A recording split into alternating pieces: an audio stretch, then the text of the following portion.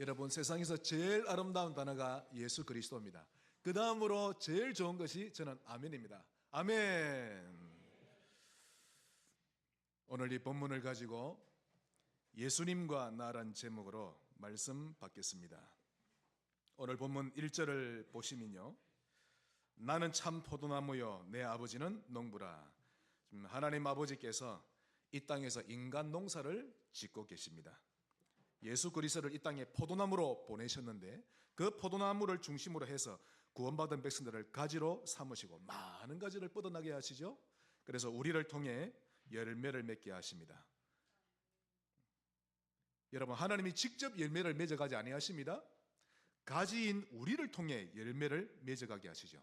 아니, 열매가 가지에 맺히지 둥치에 맺히는 나무는 잘 없는 것입니다. 그래서 믿는 우리를 통해 열매 맺기를 하나님은 바라고 계십니다. 그러므로 품질이 좋고 아름다운 열매를 맺기 위해서는 가지인 우리 성도의 삶의 방식이 아주 중요한 것입니다.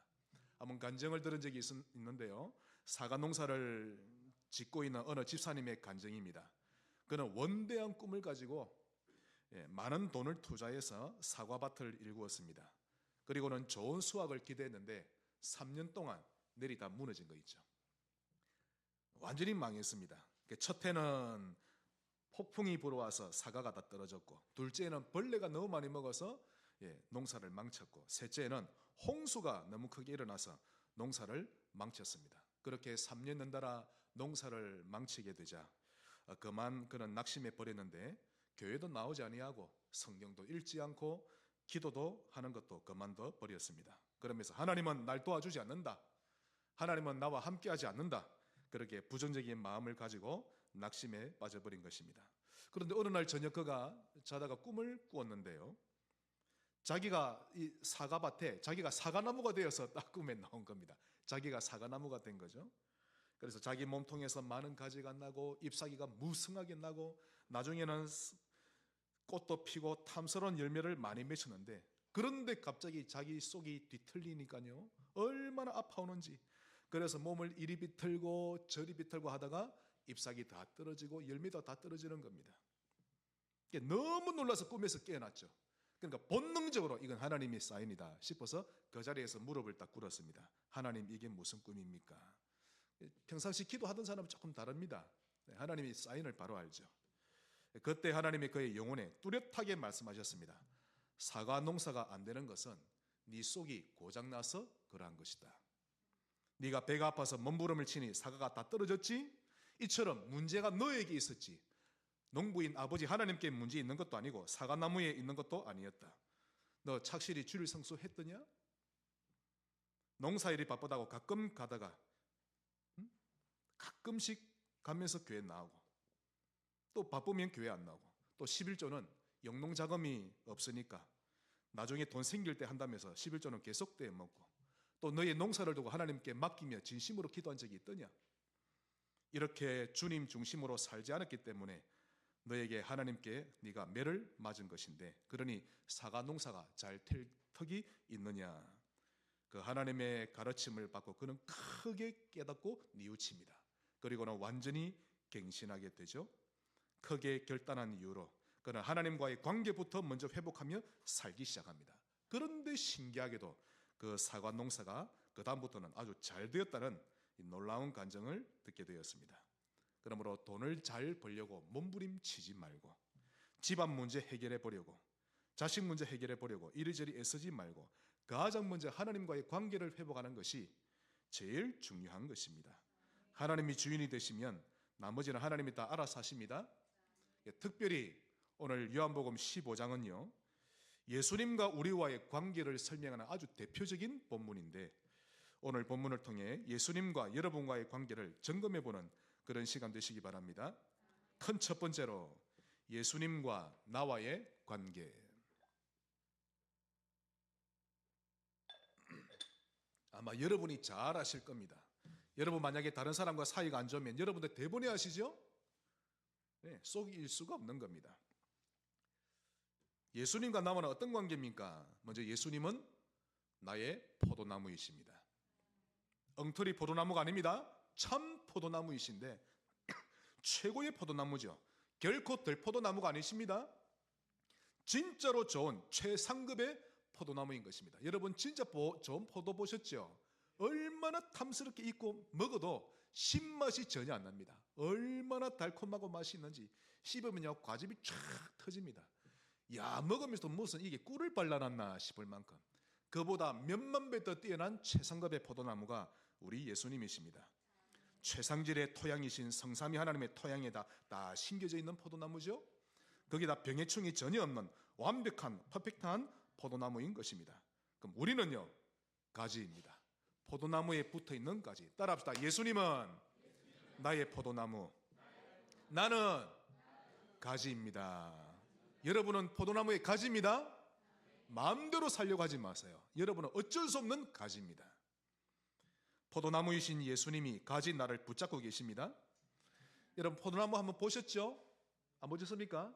이 포도나무는요 이 얼마나 질긴지 모릅니다. 가지가 이 섬유 조직이 굉장히 질기고 이 단단하죠. 그걸 웬만해서는 잘 끊어지지 않습니다. 어떤 폭풍이 있어도 가지는 떨어져 나가지 않는 것입니다.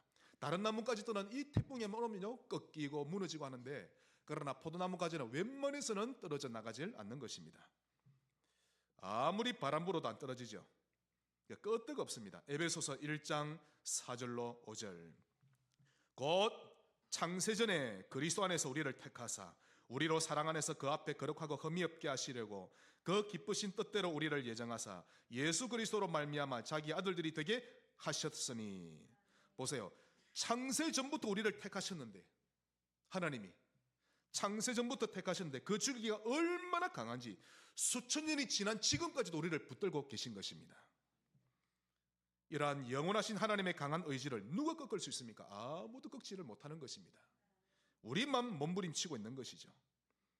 여러분 온순한 개도 새끼를 낳고 나면요 자기 주변에 누가 오면 새끼를 가져갈까 싶어가지고 어르렁댑니다. 함부로 새끼를 못 가져가죠. 근데 우리 하나님이 개보다 못합니까?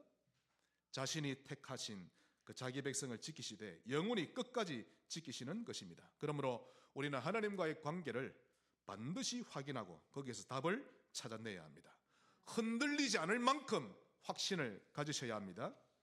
그러므로 이 가지는 나무에 반드시 붙어 있어야 합니다.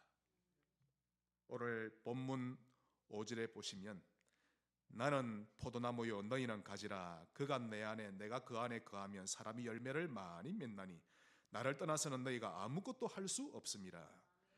지금 예수님이 제자들에게 중요한 창조 원리, 영적 원리를 말씀하고 계신데 이 언약을 5절을 여러분은 굳게 잡으셔야 합니다. 예수님을 떠나서는 아무것도 할 수 없는 것이 우리 가지입니다. 참 포도나무에 들러붙어 있으면 그 가지는 참 포도를 맺고, 덜 포도나무에 붙어 있으면 덜 포도를 맺는 법인데, 그런데 여러분 실제로 포도나무를 보면 그 포도나무의 가지는 자기 포도나무에 딱 붙어서 떨어지질 않는데, 우리 인간 가지는 우찌그리 자도 떨어졌다 붙었다 떨어졌다 붙었다 그렇게 하고 있죠. 영적인 것이 그런 것입니다. 그래서 인생이 안 되는 것입니다.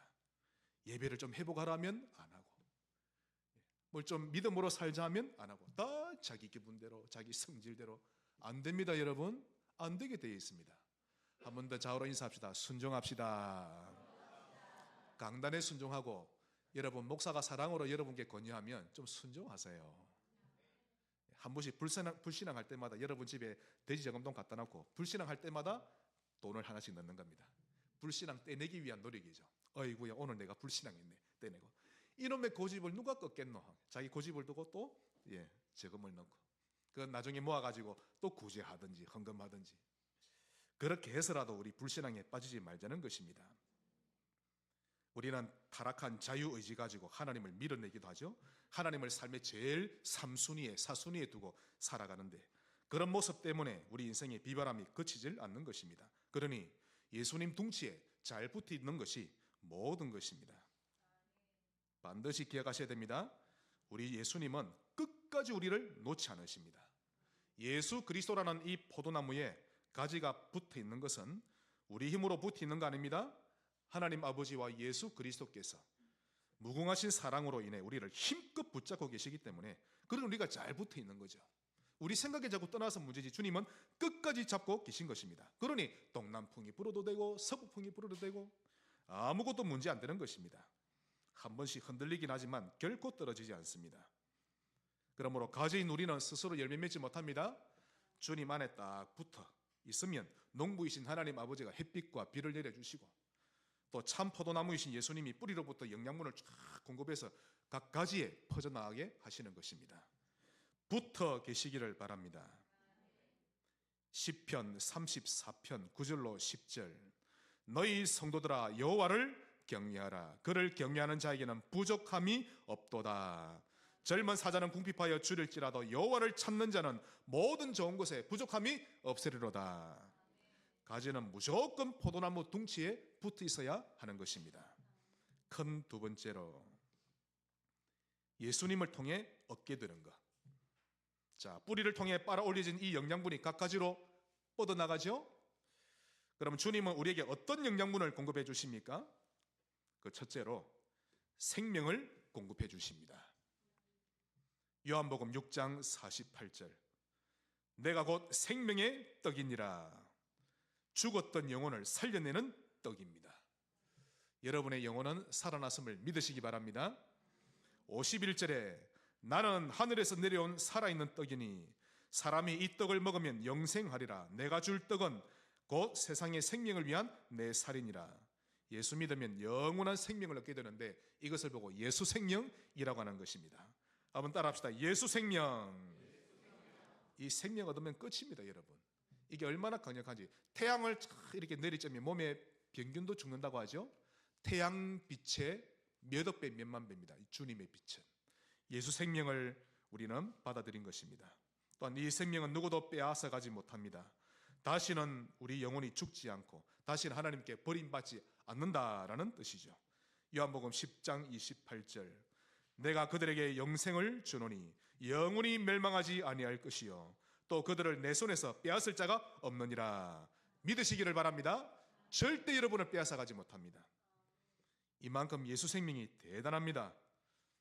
우리가 스스로 하나님을 배반하고 등을 돌리지 않는 이상 하나님 아버지와 예수 그리스도는 결코 우리를 버리지 않으시는 것입니다.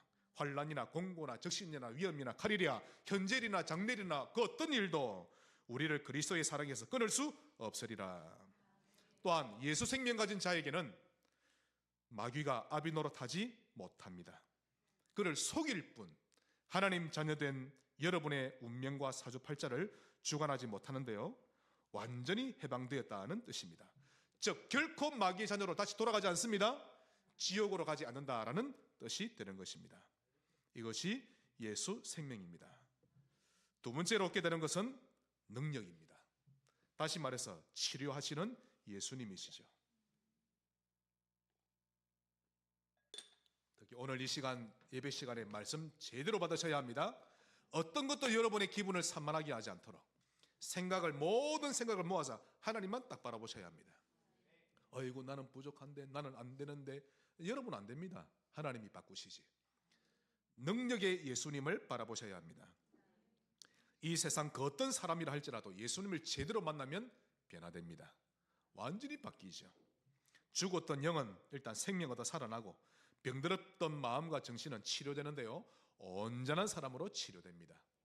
또한 생활이 무너진 사람은 도리어 자기처럼 무너진 사람을 살리는 자로 완전히 삶이 바뀌어져 버리죠.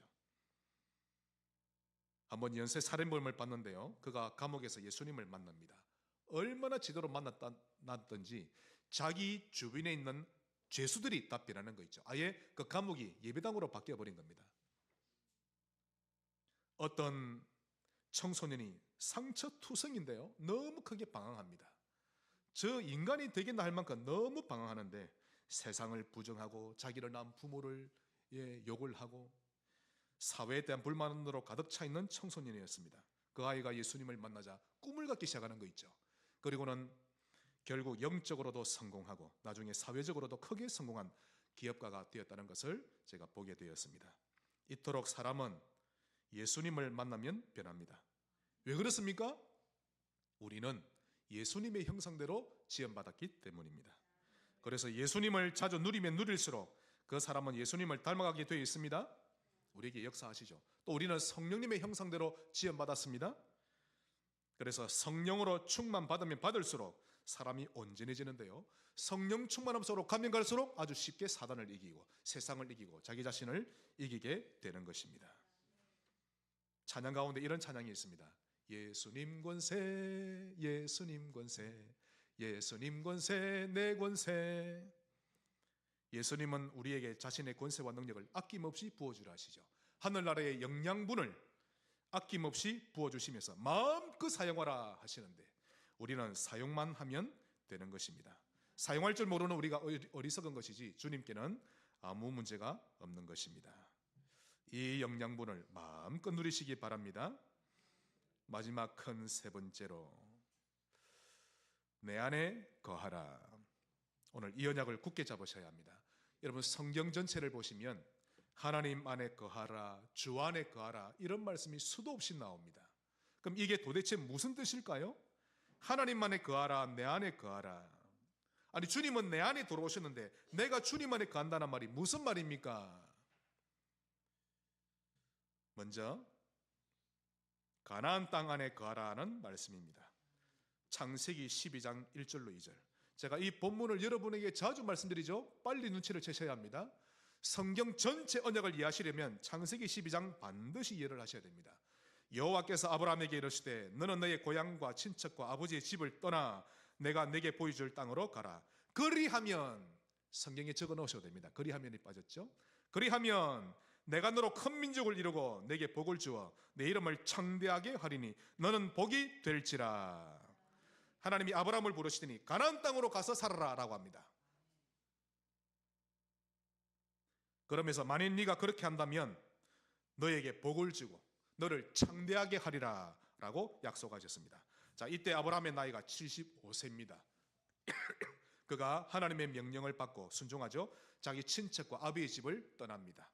그래서 먼 여정을 거친 후에 결국 가나안 땅으로 들어가서 거기에 살게 됩니다. 그러던 어느 날 그의 나이 99세 때 하나님이 다시 한 번 더 나타나 말씀하십니다. 창세기 17장 8절. 내가 너와 내 후손에게 네가 거류하는 이 땅 곧 가나안 온 땅을 영원한 기업이 되게 하고 나는 그들의 하나님이 되리라. 다시 말씀드리면 네가 머물고 있는 그 가나안 땅을 아브라함 너의 자자손손에게 물려줄 영원한 기업이 되게 하고 그때서야 비로소 나 여호와는 아브라함 가문의 하나님이 되어 주리라 약속하십니다. 하나님이 여러분의 하나님이 되기를 원하시면 가나안 땅에 머무세요.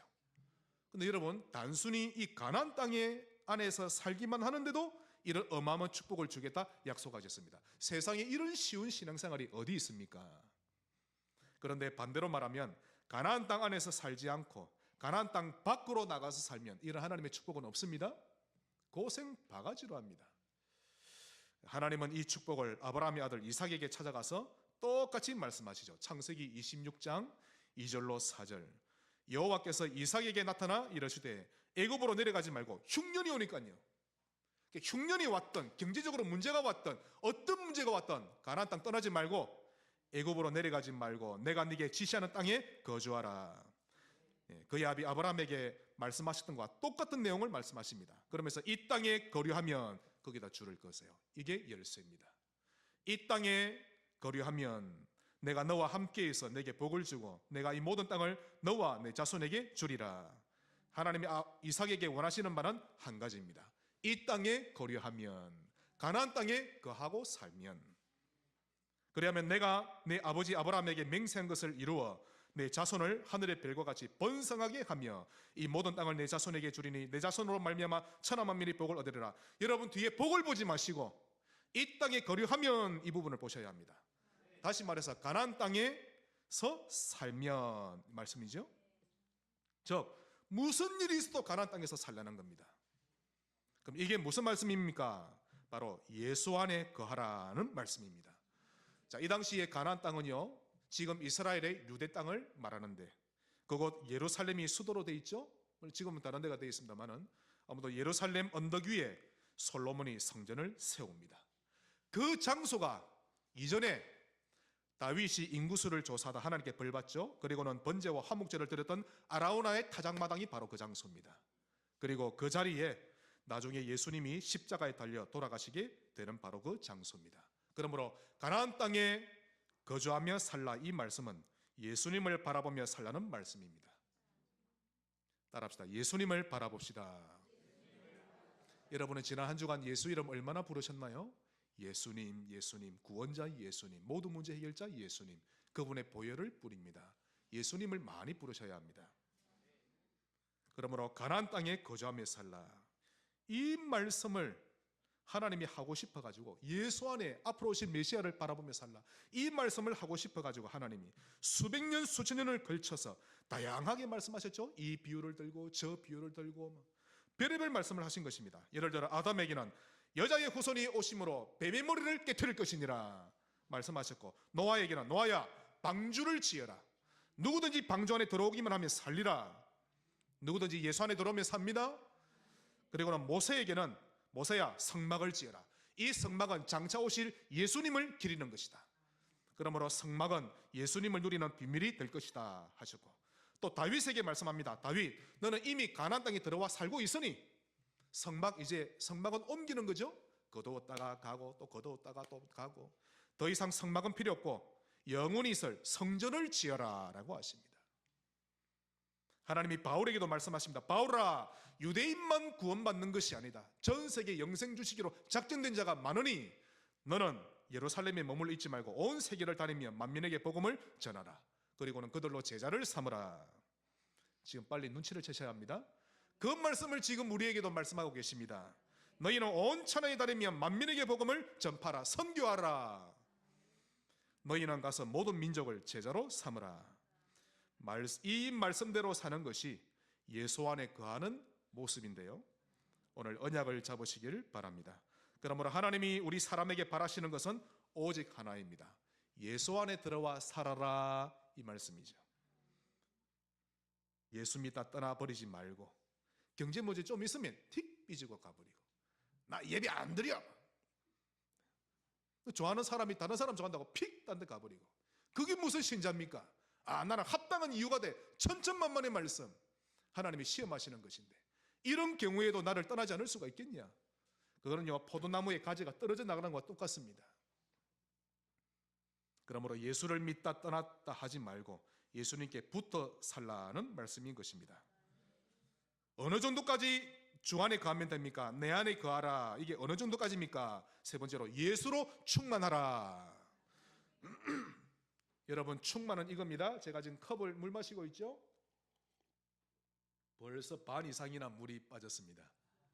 이건 현재 물 충만이 아닙니다. 흘러 넘칠 만큼 돼야 충만입니다. 내 속에 예수로 가득 흘러 넘쳐야 합니다. 그걸 목표로 삼으세요. 예수로 충만하라. 그래서 내 안에 거하라, 가나안 땅으로 들어가 살라, 이 말씀은 예수 24 하면서 살라는 말씀입니다. 이것만이 우리 인간이 승리할 수 있는 길이죠. 여러분, 만일 사람이 돈 24 하면서 살면요, 100% 만몬 귀신에게 잡힌 채 살게 됩니다. 네피림 24, 즉 육신 중심의 24 하면서 살면 그는 하나님과 원수된 삶이 됩니다. 그 사람의 생각, 죽은 생각됩니다. 증거를 대보겠습니다. 로마서 8장 6절로 8절. 육신의 생각은 사망이요 영의 생각은 생명과 평안이니라. 육신의 생각은 하나님과 원수가 되나니 이는 하나님의 법에 굴복하지 아니할 뿐 아니라 할 수도 없습니다. 육신이 있는 자들은 하나님을 기쁘시게 할 수 없느니라. 살아있는 생각을 못한다는 뜻입니다. 결코 이런 사람은 하나님을 기쁘시게 하지 못하는 인생이 되어버리는 것이죠. 어떻게 하면 됩니까? 예수 24를 향해 한 걸음 한 걸음 걸어가면 되는 것입니다. 여러분 자신도 믿지 마세요. 절대 책임 못 집니다. 이재홍은 책임 못 집니다. 정말 저는 책임 못 집니다. 얼마나 못난 인간인데요. 주님만 딱 바라봐야 되는 것이죠. 한 번 더 좌우로 인사합시다. 예수 24를 누립시다. 그게 사는 길입니다. 그러면서 동시에 보혈 24를 누리세요. 예수 24를 누리는 진짜 구체적인 비밀이 보혈 24입니다. 여러분, 주님의 보혈은요, 귀신을 내쫓는 초강소가 됩니다. 이 보혈은 뿌리는 것이요 바르는 겁니다. 모세는 피를 받았다가 온 백성 앞에 가운데 있어서, 온 백성 그때 하얀 옷을 입었죠. 피를 막 뿌립니다. 그러면 백성들 하얀 옷에 빨간 것이 다 묻었죠. 그때는요 히브리 말로 메시아카 이랍니다. 메시아여 메시아여, 앞으로 오신 메시아. 그리고는 또 자기 문지방에다가 또 피를 바릅니다. 어린 양 예수. 하나님이 그래 하셨거든요. 보혈을 뿌리고 바를 때 귀신은 견디질 못하고 혼비백산합니다. 출애굽기 12장 7절, 그 피를 양을 먹을 집 좌우 문설주와 임방에 바르고, 여러분의 집에 바르라는 겁니다. 여러분의 가문에 바르세요. 그리고 22절, 우슬초 묶음을 가져다가 그릇에 담은 피에 적셔서 그 피를 문임방과 좌우 설주에 뿌리고, 주님의 보혈을 여러분의 가문에 뿌리세요. 가문에 흐르는 영적 문제에 반드시 뿌리셔야 합니다. 우상 문제에 뿌리고, 정신 문제에 뿌리고, 질병 문제에도 뿌리고, 거듭되는 실패 문제에도 뿌리고, 후대에게 전달되는 영적 대물림 문제에도 뿌리는 것입니다. 예수 이름을 부르고 그분의 보혈을 뿌리는 것 외에는 여러분의 가정을 구원해낼 길은 없는 것입니다. 여사로 들으면 안 됩니다. 여러분, 실천하시기를 축원합니다. 예수님을 부르세요. 여러분이 생각한 대로 신앙생활 하지 말고 말씀 따라 하셔야 됩니다. 여러분, 예수님은 포도나무, 우리는 가지, 딱 붙어 있어야 합니다. 주의 말씀이 내 속에 거하는 것 또한 내가 주 안에 거하는 비밀입니다. 오늘 본문 7절에 잘 나오죠. 그래서 오늘 5절이 너무 중요하고요, 7절도 굳게 잡으셔야 합니다. 7절은 우리 다 같이 읽겠습니다. 너희가 내 안에 거하고 내 말이 너희 안에 거하면 무엇이든지 원하는 대로 구하라. 그리하면 이루리라. 아멘. 여러분에게 간절한 소원이 있으면 오늘 이 말씀대로 하시면 됩니다. 너희가 내 안에 거하고, 즉 가나안 땅에서 살고 예수 24를 누리고, 그러면서 내 말이 너희 안에 거하면, 말씀이 여러분 속에 있기를 바랍니다. 말씀이 흘러야 합니다. 여러분 마음속에 하나님 말씀이 거하면 누구든지 승리하는 것입니다. 시편 119편 43절, 진리의 말씀이 내 입에서 조금도 떠나지 말게 하소서. 내가 주의 규례를 바랐음이니이다. 이 시편 기자의 고백이 여러분의 고백 되시기를 주의 이름으로 축복합니다. 말씀의 결론을 맺겠습니다.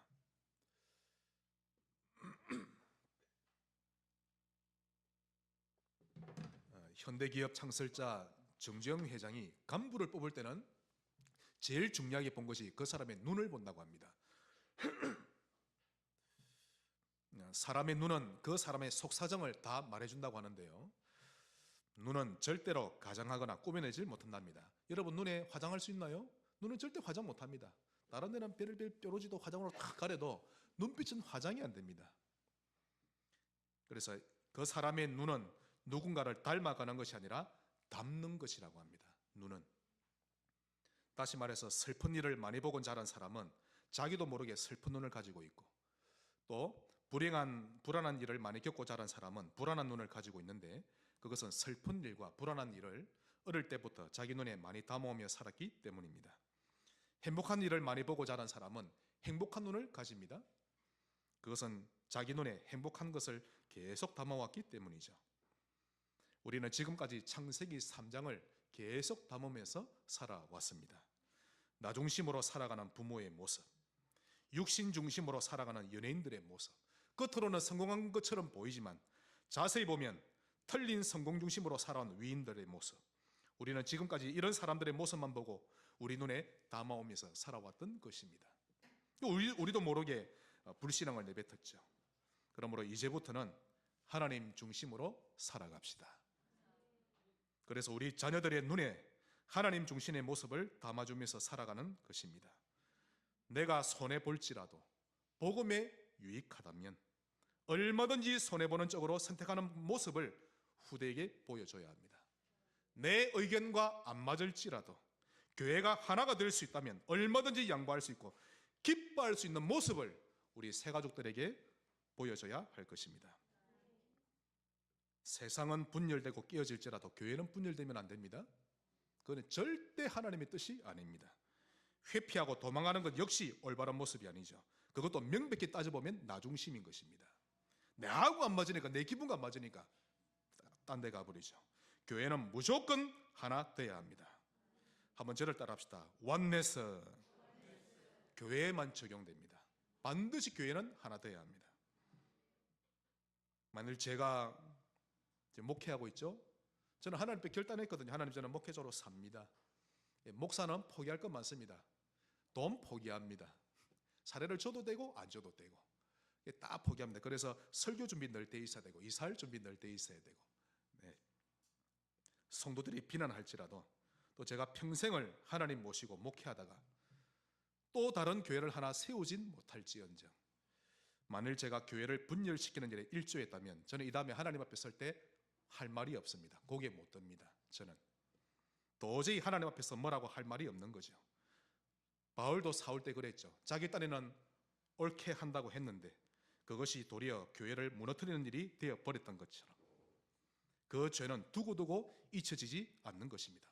여러분, 우리 하나님의 뜻은 오직 의와 평강과 희락입니다. 로마서 14장 17절로 18절. 하나님의 나라는 먹는 것과 마시는 것이 아니요 오직 성령 안에 있는 의와 평강과 희락이라. 이로써 그리스도를 섬기는 자는 하나님께도 칭찬받고 하나님을 기쁘시게 하고 사람에게도 칭찬받느니라. 그러니 우리가 힘써야 할 일은 두 가지입니다. 19절에 나오죠.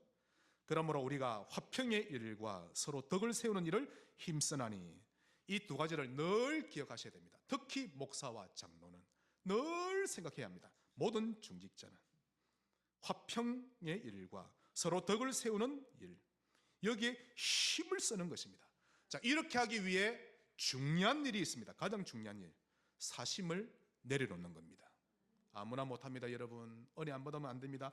사심할 때 사자가 개인 사자입니다. 이상한 마음이라는 것이 아니라 사심은 내 생각을 말하죠. 내 의견, 내 주장을 말하는데요, 아무리 옳은 말일지라도 교회가 하나 되지 못한다면 내 것을 주장하지 말고 내려놓을 줄 알아야 합니다. 사심을 가지고 있으면 있을수록 용서가 안 되고 화합이 안 되는 방향으로 갑니다. 그리 되게 돼 있습니다. 그래서 화가 나고 견디질 못하게 되죠. 내가 좋고 싫은 것이 기준이 아닙니다. 절대 그게 기준이 아닙니다. 말씀이 중요하죠.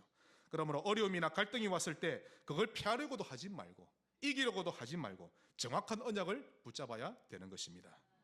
우리 후대들의 눈에 하나님 중심을 담게 해주고 성경 중심과 교회 중심을 담게 해주는 아름다운 신자 되시기를 주 예수 이름으로 축원합니다. 하나님 감사합니다. 만세전부터 우리를 택하시고 부르시고 끝까지 인도하시는 하나님께 감사합니다. 우리를 통하여 아름다운 열매를 맺게 하시고 풍성히 맺게 하옵소서. 예수님 이름으로 기도합니다. 아멘.